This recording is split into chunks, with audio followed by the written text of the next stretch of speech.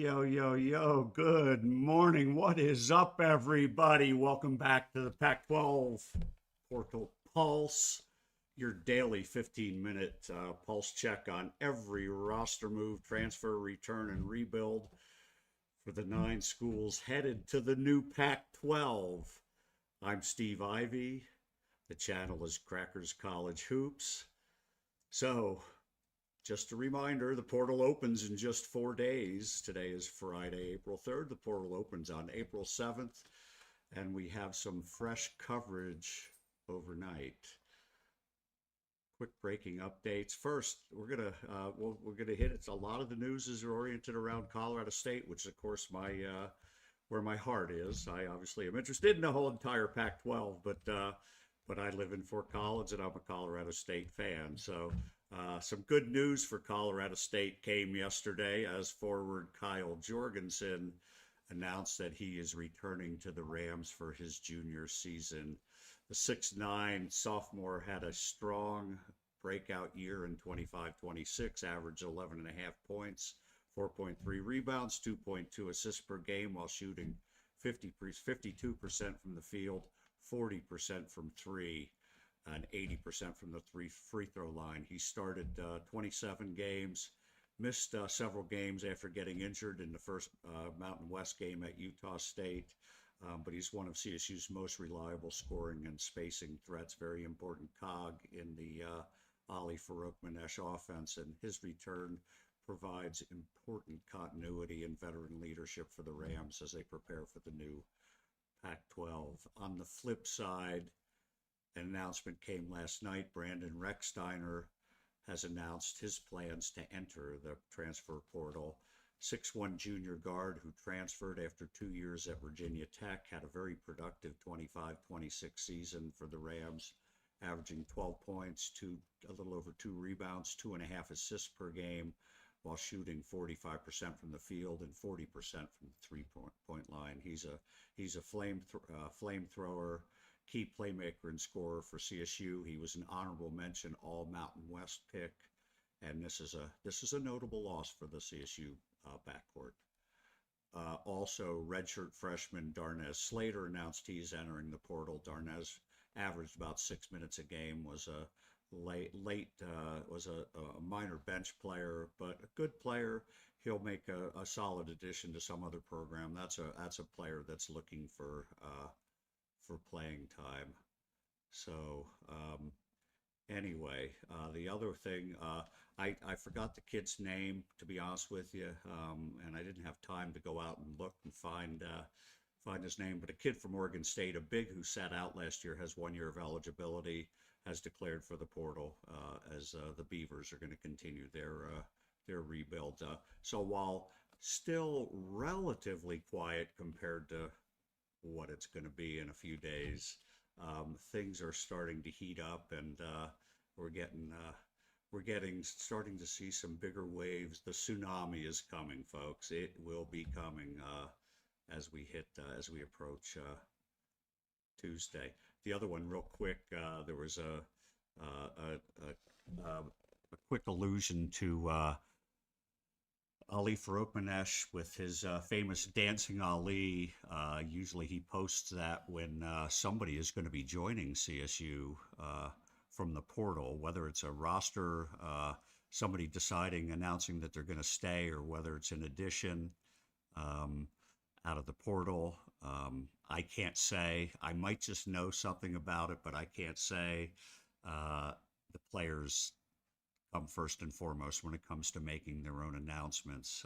But I think we'll see some news on the CSU roster later today. So anyway, today I wanted to spend some time doing a deep dive analysis into a program, Boise State, that's has been a top Mountain West program, facing one of the toughest rebuilds in the new conference. Hey, if you're out there, if you're watching live, drop your school in the chat right now so I know who's watching. Please hit the like button. Please subscribe. You can see my puppy Bowen begging you to subscribe. Bowen needs to eat. So we'll get into it. The idea is, the portal's still relatively quiet, but I have a title: Boise State's roster apocalypse. and I'm going to go over what the numbers look like because they're not very pretty right now. So um, Boise is coming off a respectable 20 and 12 season. A little bit disappointing. They had higher hopes. They had been in the NCAA tournament 3 of the previous 4 years and thought they had put a good roster together with some good additions and some good returners. But an opening season loss to Hawaii Pacific kind of sent a little bit of a message, and it ended very disappointingly with a loss in the first round of the Mountain West Conference tournament to San Jose State. They had gotten hot at the end of the year and were playing the best ball. Statistics wise, they were playing the best ball in the Mountain West over the last 6 weeks of the season. But anyway, they've lost some key rotation and starting pieces due to graduation and the portal. And you could list the names. Basically, they've lost the entire starting lineup. Drew Fielder, second team All Mountain West player. We talked about him going into the portal. Javen Buchanan out of eligibility, a good 2-year player who joined them from an NAIA school 2 years ago. Andrew Meadows has announced that he's heading to the portal after 3 seasons and a 12-point-a-game scorer. Dylan Andrews, who played 1 year out of UCLA, 12 points, 3 assists. R.J. Keene, who started a large number of games, veteran glue defender, 24 starts. So you're talking main scorers. You're talking basically a lot of points. Over 66% of the points are gone. Period. They're also losing a massive share of their rebounding and a total. Basically complete production, entire front court. They lost a good sub as well, Dominic Parolin, who ran out of eligibility, a good big man coming off the bench. Those players are very, very valuable, by the way. So who's left on the roster? Well, there's several, but it's an extremely young and unproven group. You've got a freshman forward, Spencer Ahrens, a 6'10 forward, averaged 4.9 points per game and 2.3 rebounds in limited minutes. Sophomore guard Julian Bowie, who sat out the year after having for personal reasons. Freshman guard Aguinaldo Neto, A.G. Neto. Freshman forward Bon Boom, or Boom Bon. We'll call him Boom Boom. Anyway, those are the returners, and it is a very limited, very inexperienced group. So what has to happen is basically major surgery on a roster that had been a pretty strong roster, rough year but pretty strong roster, and a lot of loss of production. Leon Rice, the head coach, has got to do everything. If you focus on who the most important player is coming back, it's probably Spencer Ahrens. He has got to focus on bringing him back. It will be hard. That's the only big he really has that has any experience coming back. Those they are very, very valuable. Obviously, the other players, only pieces with long-term upside. You know, the Netos, the Bowies, the Bomb. Those guys are important pieces, but they are very, very inexperienced. So this will be a huge test for Leon. But you know, he has really earned credibility in the portal area, and this is going to be a fun thing to watch. If you're a Boise fan, you go, oh shucks, we got a whole roster to replace. But Leon Rice has repeatedly shown that he can find very, very good players and develop them quickly into the Boise State system. He's had multiple success in the portal in the recent years, bringing in transfers who stepped in immediately as starters or key rotation pieces, and they elevated their games in Boise. So that track record has got to give Bronco fans some hope that he can rebuild on the fly again. You talk about some of the players he's brought in, the Drew Fielders, the Javen Buchanans, the Alvaro Cardenas, Omar Stanley, Agbo. It goes way back. The list is long, but even a lot of success in the recent years in the portal era. But this is different because realistically, he has got to add 5 or 6 quality portal players, proven point guards, scoring wings, probably at least 2 new bigs just to stay competitive. And he's looking, as we're looking at a much tougher brand new Pac-12. I wanted to compare this. I thought a good comp would be CSU last year, after their CSU's 2024-25 season, where they won the Mountain West Conference tournament, made it to the round of 32 in the NCAAs. But CSU lost a ton on that, off that 25 team. They lost Nick Clifford, first team all conference. They lost a 4-year player in Jalen Lake. They lost Kyan Evans, who was just starting to blossom as a point guard. Jalen Crocker Johnson went out to the portal, went to Minnesota, followed Nico Medved to Minnesota. 4 starters there. Key subs, Keyshawn Williams, who was a 4th-year player. Bowen Bourne, a 5th-year player who transferred from Northern Iowa, who had scored 1,500 points prior to coming to CSU. Ethan Morton from Purdue had transferred in for 1 year. Very, very valuable player off the bench. So CSU lost about 60% of their scoring and a very, very high percentage of their meaningful minutes. And how did they respond? By being very, very aggressive in the portal. They went out and they got 6 players. They got Kerry Booth, they got Jace Butler, they got Brandon Rechsteiner, they got Josh Pasquarelli, they got Augie Kiadoulis, they got Jeff Muniz. So they went 21-13 in the past year. They had some highs, they had some lows, but all in all, they managed to survive by being really, really aggressive and going out and signing 6 players in the portal. 2 players returned that had any kind of minutes, Rashawn Mubemba and Kyle Jorgensen. 2 freshmen who had redshirted and not played any minutes. So a complete roster build. Boise is facing an even bigger, higher percentage of scoring loss.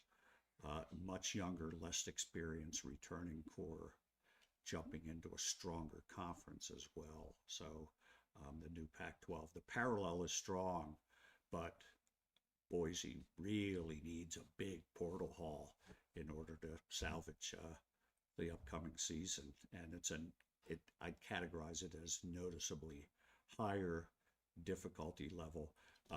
It's a harsh reality. That's the way things are. And the one thing I will point to for Boise fans, keep an eye, look at players. Colorado State was very, very fortunate. There were 2 players that CSU had recruited in high school that were in situations that weren't working for them. I'll talk specifically Kerry Booth and Jace Butler. Booth at Illinois, Butler at Washington. Previous relationships with them allowed Ali Farokhmanesh and his staff to go in and re-recruit those players and convince them to come to CSU. So the existing relationships with players you may have recruited will be very, very important. And then you have to have a good idea of the kind of player, do a lot of work, be decisive. You got to go out and find players that you believe will fit into your system, and you got to go for it. You just got to go for it. That's what Ali Farokhmanesh did, and that's what I would expect Leon Rice to do as well. But it's a major overhaul with major work ahead for Leon Rice and company if they want to be competitive in the new Pac-12. So anyway, let's see what's out there in the live chat. Got a note here. Armando Miller to CSU. We'll see. I don't know if that's the announcement or not. Armando Miller is a Division II player from Lubbock Christian. Started his career at the University of Colorado. Transferred to Lubbock Christian. Was a very, very good D2 player. Averaged about 22 points and 8 rebounds. He's a 6'7" wing. We'll see. Is that the announcement? I don't know, but we'll see. Anyway, it's about time to wrap it up. Obviously, I think we're going to see some pretty good announcements today. I think we're going to have some pretty good material for Monday. But for those of you that aren't watching live, if you're watching the replay, how concerned are you about Boise State? I want to hear from you. Can Leon, what you think about Leon being able to pull off another strong portal class? Can he get the numbers that he needs to keep this program at the highest level that he's had over the last several years, or do you think this is going to be a rough transition year for the Broncos? Also, tell me if you have any ideas. What other Pac-12 school do you think has roster question marks that you think I should do a deep dive into the roster? Feel free to drop comments. So anyway, that's it. That wraps up today's show. Even on relatively quiet days, the rebuild stories they're very fascinating.